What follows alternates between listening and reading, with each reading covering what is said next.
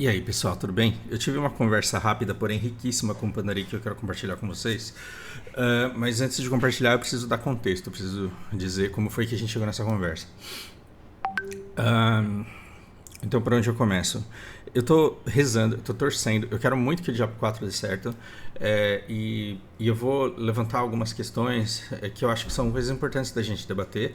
E a minha comunidade é pequena, mas talvez ela seja assistida por alguém que leve isso daqui para uma comunidade grande, para um gerador de mais relevância, e de repente isso pode chegar na Blizzard, quem sabe, né? Somos pretensiosos. Mas é por zelo, é por carinho, por gosto do jogo.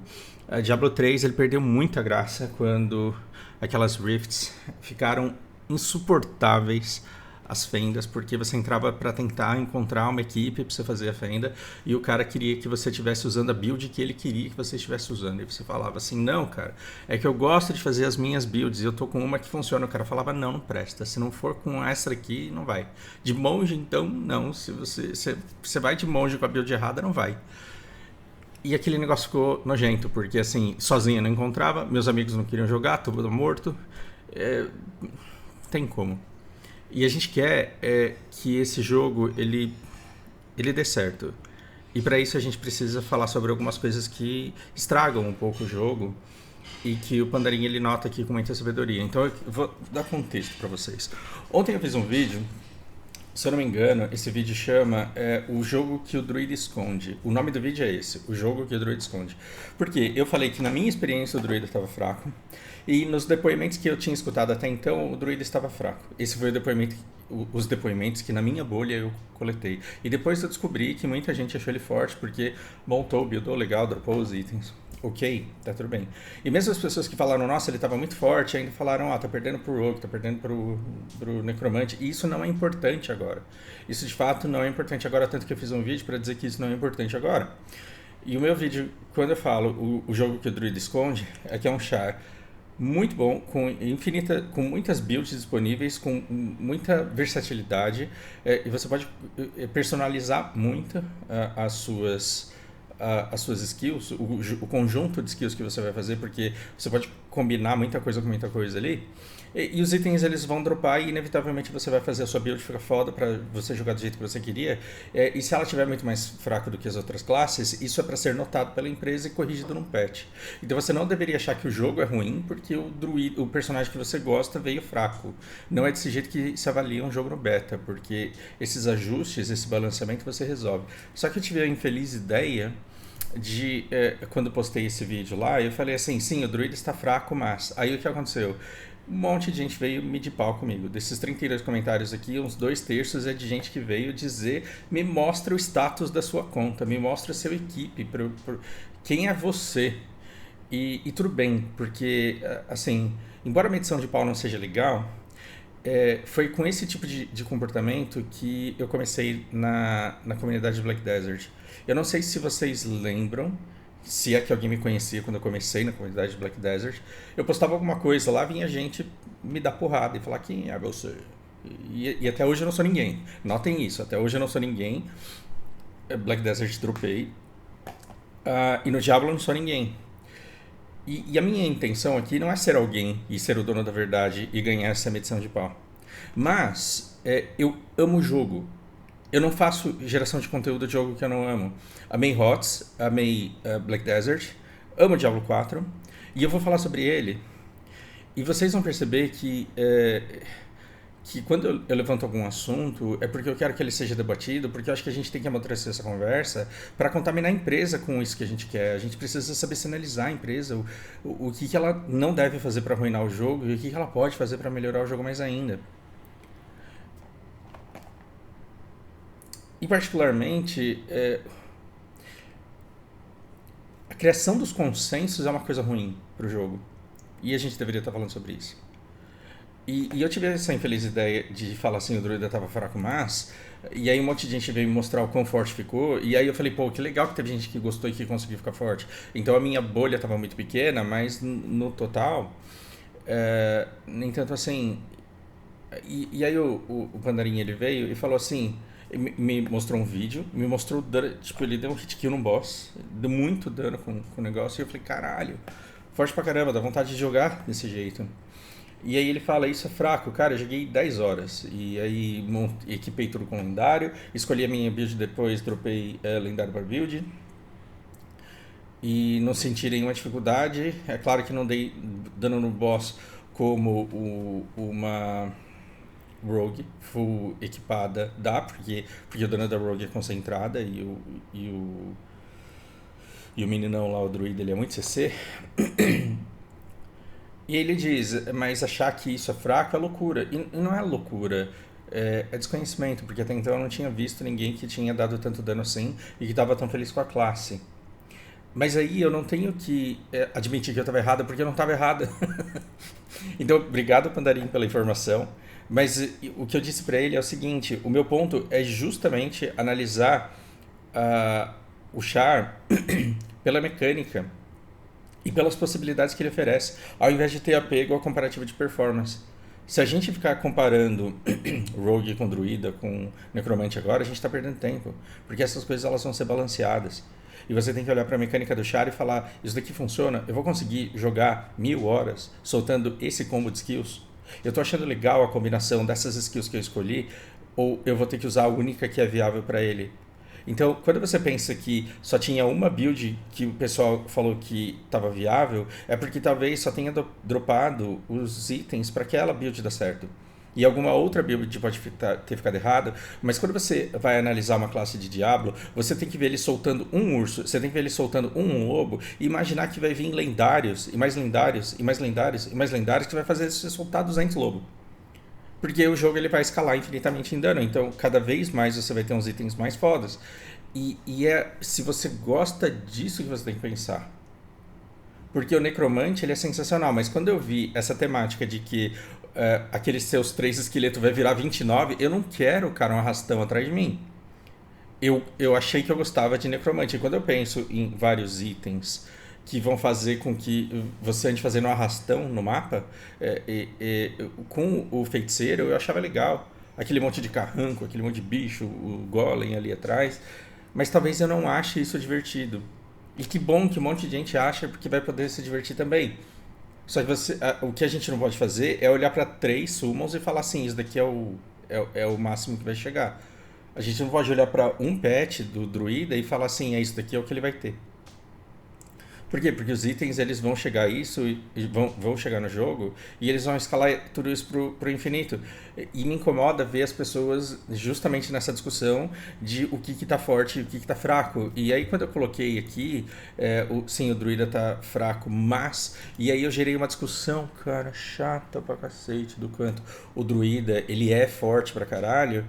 E aí eu falei, mas se você vem e prova pra mim que o druida na verdade é muito mais forte do que todos os outros, ainda assim você não invalida o meu ponto de que a gente está focando na coisa errada agora, porque a gente está julgando a força e não a qualidade e a riqueza da mecânica das classes. E isso eu não estou escutando. Bom, não estou escutando porque eu não estou seguindo ninguém, porque todo mundo me incomoda falando a mesma coisa.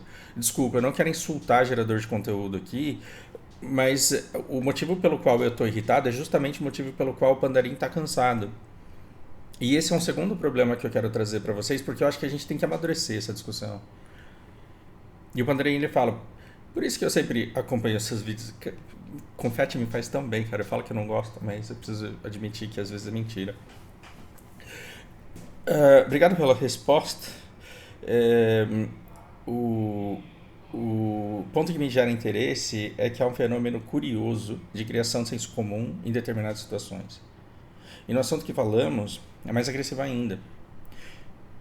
O topo da pirâmide, e aí a gente está falando dos influenciadores com mais seguidores, o pessoal que tem mais tradição e que tem mais voz, porque todo jogo, invariavelmente, vai ser referenciado por muita gente, e aí a gente vai ter uma elite ali de geradores de conteúdo, que são os caras que mais se dedicam, que mais manjam. O problema é essa geração de consenso. Então, o topo da pirâmide colocou o druida como mais fraco. Isso se tornou verdade absoluta, sem o mínimo de questionamento. Eu joguei o druida porque eu, sim, de fato, escutei todo mundo falando que ele estava fraco, e talvez sim, por parte desse consenso, e talvez por isso eu tenha me ensurdecido as pessoas que estavam felizes com ele, mas essas pessoas também estavam quietas, pelo menos para mim. e o mais curioso é a bizarra defesa dos imersos na pseudo-verdade que foi criada a partir de análises rasas. Genial. Quanto à mecânica, eu tô 100% contigo. Mas que é curioso e até mesmo assustador como essas coisas se tornam verdade, isso sim.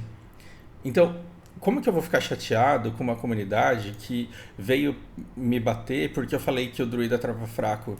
É exatamente isso que o Pandarim tá falando. Ele tá de saco cheio de gente dizendo que a classe tá fraca. E aí na minha frase, na minha chamada para as pessoas acharem o vídeo, quando todo mundo bateu o olho nesse o druida está fraco, ninguém enxergou esse mas. E esse mas ele deveria ter vindo em letra maiúscula, porque todo mundo parou aqui e não leu o título do vídeo, que é o jogo que o druida esconde, porque eu acho que ele tem muito para oferecer, esse char ele tem muito para oferecer. Então o que a gente percebe? O Juninho tá me fazendo pensar sobre isso. Tem muito gerador de conteúdo que não joga o jogo. Não estamos aqui para falar nome. Todo mundo sabe quem é fã e quem é fanboy. Tem muito cara que faz conteúdo e não joga o jogo. E tem muita gente que joga o jogo e que é apaixonado pelo jogo e que não faz conteúdo. E esses caras que são apaixonados pelo jogo, eles estão perdendo porque tem alguém que está analisando algoritmos, que está vendo palavras-chave, que está lendo referências e que está chegando a conclusões. E aí a pessoa vai e gera conteúdo ratificando aquilo. Por quê? Porque é o que dá engajamento, é o que dá like, é o que faz as pessoas se inscreverem, é o que faz as pessoas ficarem. Então, se tem uma proposta do tipo, você não precisa nem pesquisar nada, eu te dou a pauta, você só vê como que você fala do seu jeito e apresenta, isso significa que se eu não jogar o jogo, mas eu tenho eloquência para falar sobre o jogo, pode me chegar uma pauta dizendo assim, a gente tem referências à classe forte, a gente tem referências a interesse de classe, a gente tem referências a um ajuste, um balanceamento de uma classe nova, e a gente tem níveis de satisfação X, e a gente tem a popularidade na build Y. E aí, com esse relatório que o cara me deu, em 3 minutos eu venho e falo: olá, galerinha do YouTube, todo mundo tá falando aí dessa novidade do patch que existiu, e o que acontece é que os caras fizeram essa mudança que fez o cara bater com a mão esquerda agora.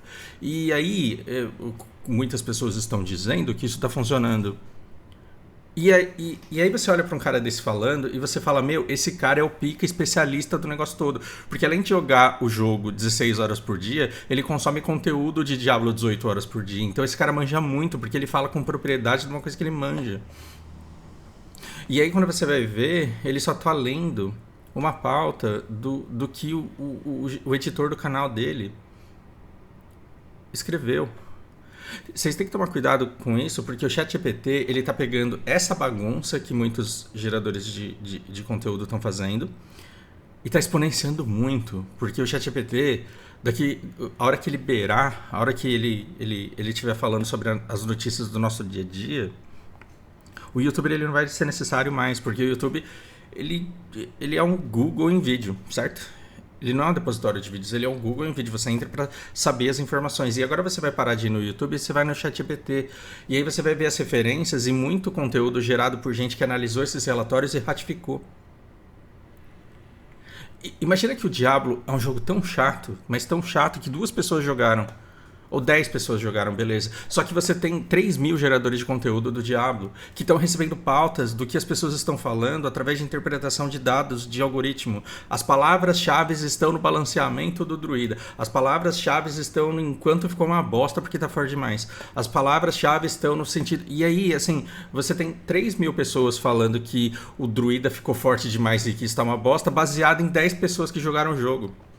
Por quê? Porque é referência ratificando referência. E é um copia validando tudo que ele cola.